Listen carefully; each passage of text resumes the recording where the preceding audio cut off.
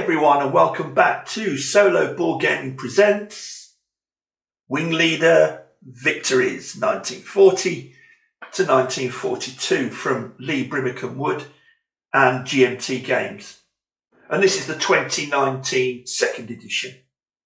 Now, for any of you guys that are still new to the game and haven't yet done so, I would recommend, well, I would, wouldn't I, popping back to have a look at my first video in this particular series where I discussed the 5 key concepts, because I think that does help explain why this particular game is so different, both in looks and feel, to all the other air war games out there. So we've explained those 5 key concepts, so we know why it's designed like it is. So now then, how does the game actually play?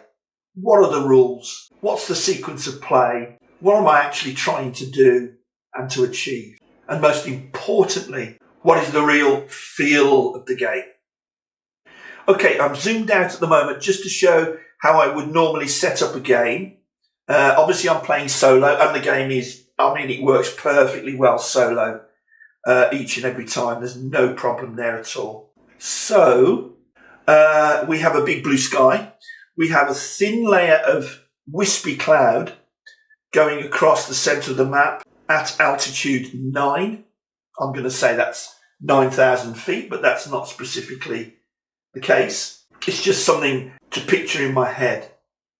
We have the aircraft data cards along the bottom here. We'll take a closer look at all this very shortly.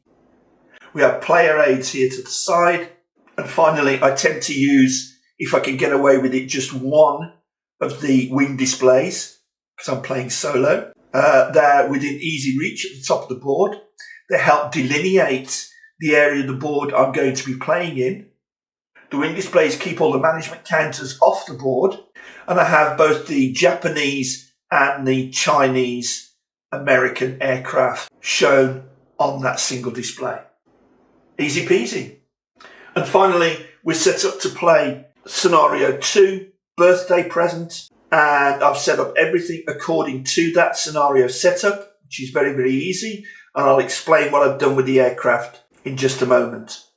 Meanwhile, this is basically about the American volunteer group, the Flying Tigers, commanded by Claire Chenot, who have scrambled to meet a raid by the Japanese on the Emperor's birthday, which would be 29th of April, 1942. This is actually set in Burma on the 28th of April. And we have the Japanese raiders, both bombers and fighters, over here on their way in. And as it describes so brilliantly in the scenario book, the Flying Tigers were stacked up over Seppo when the Japanese, escorted by the Hayabusa pilots of 64 Sentai, hove into view. Let's take a quick look at the details. Okay, so the aircraft we're going to be flying today are shown on the 4 data cards down here. Now remember, the vast majority of the data on these data cards is not used for movement on the map. It's used for combat. And again, the reasoning behind that is explained in the key concepts video of earlier. But for the Japanese raiders, we have the bombers, which are the Ki-21 Sally bombers. Lovely illustration there, look. And they're accompanied by the Ki-43 Hayabusa, or the Oscar, which was the Allied code name for it. Climbing to meet them are the Flying Tigers of the American volunteer group, flying for the Chinese, mostly made up of P-40B Warhawks here. And they're shown on the map here and here. We have a squadron and we have a flight of P-40B Warhawks. Now, the thing is with the P-40B, they can't climb, in this scenario, above altitude 11. So altitude 11 is as high as they can go. And that's because they weren't equipped with the oxygen required at higher altitudes, as were the later models of the P-40 Warhawk. And here we do have an example of a later model, the P-40E Warhawk, and that has no issues in this scenario. That can fly higher than altitude 11 if it needs to. And that one's shown over here on the map, just above this thin layer of wispy cloud.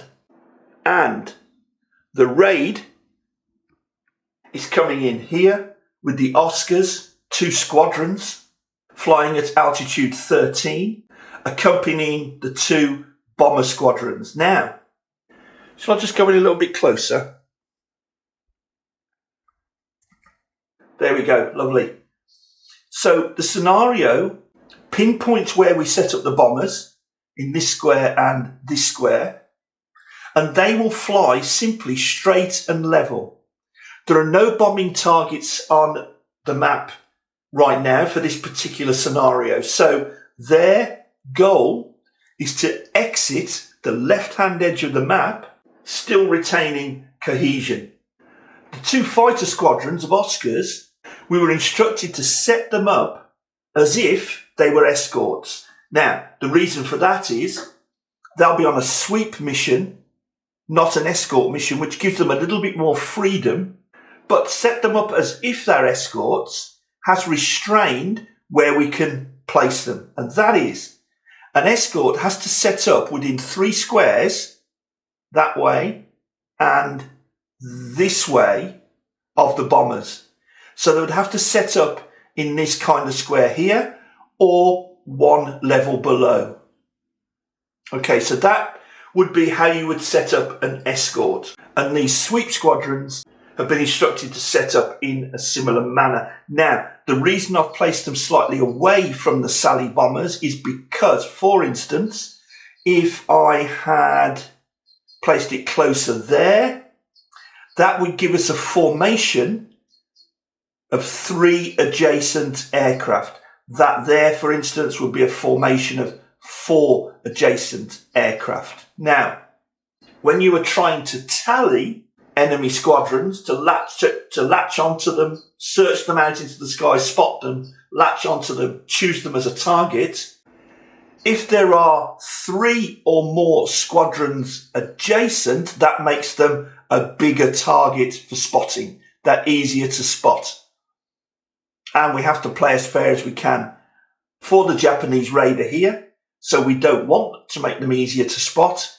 So we've moved them out of adjacency. So that explains that setup there. Quick look at the Flying Tiger interceptors.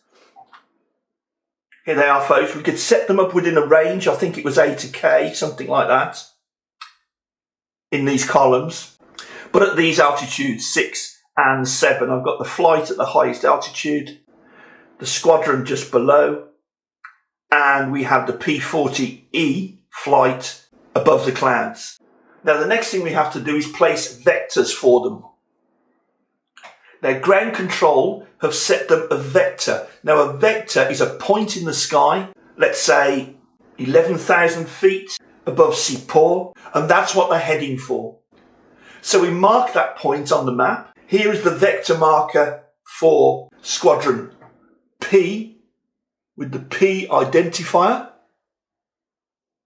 On the other side, by the way, is the tally marker for the same squadron.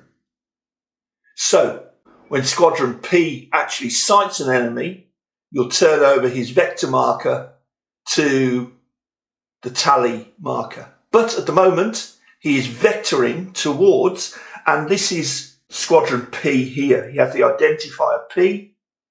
He is vectoring here. So he still has a way to go. And that's within his data on the data cards and in the scenario rules. Because that's at 14,000 feet. At the moment he's at 11,000. He still needs to climb. Now, these guys here, A and B, first of all, the Squadron A, their vector will be here at 11,000 feet. And remember, that's as high as they can go. And for the flight, B, their vector is there also at 11,000 feet. So already you can see the constraints of the different aircraft variants. A lot of detail there. These go to 11,000. These can climb higher because they are equipped with oxygen. And it's that detail that can make this game fascinating. So let's have a very quick look at those squadrons on the wing display. And there's the wing display. First of all, you just saw me set up the vectors for these three squadrons here, A, B and P. And they're marked on the board and each carry that ID on their counter. They are alerted because they've been scrambled to vector towards those altitudes. So their ID markers are on the alerted side, and that makes a difference to their movement on the board. Next, in the circle, I'm showing the fact that they're on an intercept mission.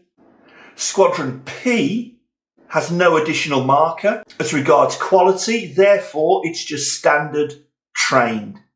That's their quality level. B, however, which is the P-40B flight of aircraft, is green.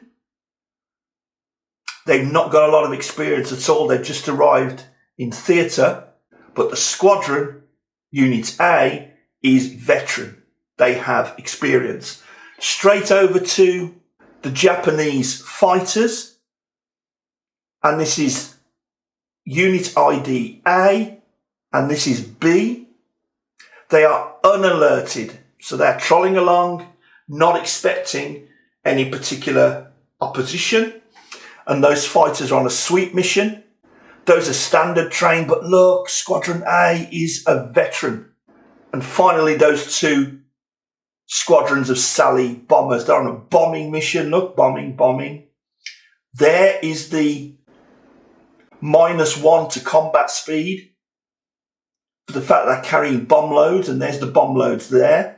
And there's their ID markers X and Y. Bombers do not carry an alerted or unalerted status, just a plain ID disc. So that's simple as that. There's the wing display. And we'll be updating the status of each squadron as we go through the game. Tiny little detail here. There's the turn marker ready for turn 1. And this is the GCI marker. You're not going to have GCI in every single game, but in most scenarios, GCI is ground control intercept or ground controlled interception. And the level of GCI control for this game is 4. So we place the GCI marker there, 4. Now, that's for the Flying Tigers. Now that ground control is the Flying Tigers, because the Flying Tigers are linked to ground control and potentially, if they thought it necessary, could try in the admin phase of each turn to reposition their vectors, because they're getting those updates from ground control. Whether that'll happen or not, I don't know. Also, these units here, the P-40Bs, the squadron and the flight, they're on the same radio net, so they can actually speak to one another. The P-40E flight is not on that radio net. Over in the corner there, on the sun diagram, the sun is in the right upper quadrant. And the only other piece of information we need now, the Japanese raiders do not have radios. Early versions of many Japanese aircraft were not equipped with radios to save weight. Many Japanese fighters remember being very light, nimble, long-ranged, and that kind of thing. And even later, fighter aircraft that were equipped with radios, occasionally the radio lump was taken out to increase their extreme range capability. And already, we're ready for turn 1.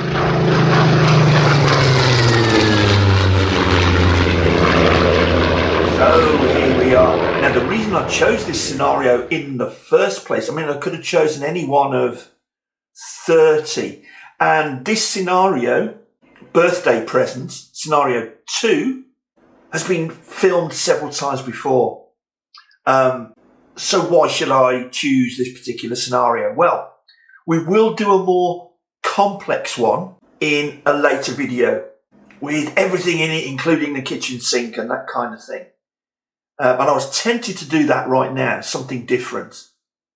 But I keep coming back to this one because this one shows most of the rules in their basic form, has most of those key concepts illustrated really, really well, and has also the level of detail that adds interest. That these flying tigers here are on the same radio net, but these guys are not. That the Japanese do not have radios at all. That these two elements cannot effectively fly above level 11. And that we've just got some thin wispy clouds, which probably won't play a part, but it just may do. So it's to get the rules down. It's mainly for new players or players that need a reminder because they haven't had it to the table for such a long, long time. So here we go. Turn 1. Each turn has a setup phase, and we've already done the setup, like placing vector markers, for instance, for turn 1. So we go straight on to the tally phase, and this is where we will attempt to tally enemies. Now, the raiders will always attempt to tally first, but the maximum tally range is 9 squares. You can't attempt to tally anything beyond 9 squares. These are, for instance, these Oscars here. 1, 2, 3, 4, 5, 6, 7, 8.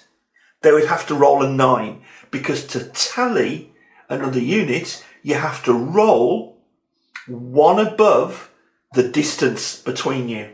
So, and that's using just 1 dice, by the way. There are a couple of modifiers, but even so, there's no way this Japanese unit could tally this guy here.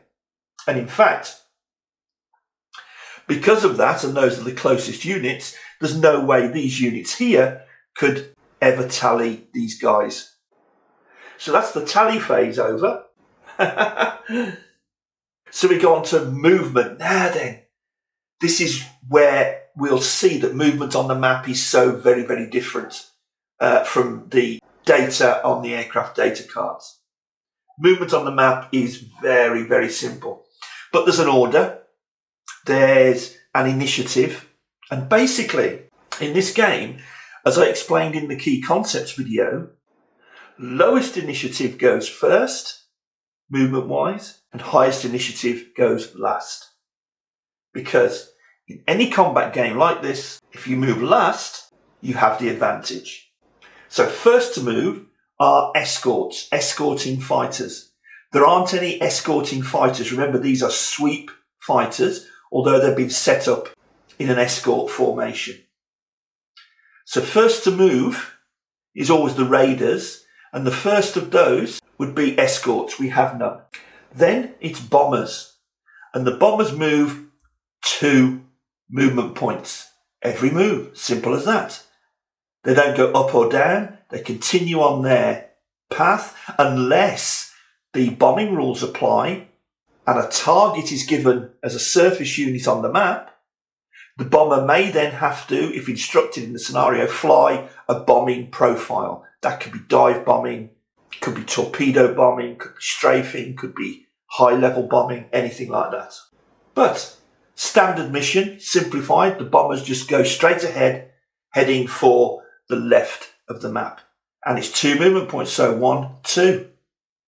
1, 2. We made our first movement. The bombers are moving along.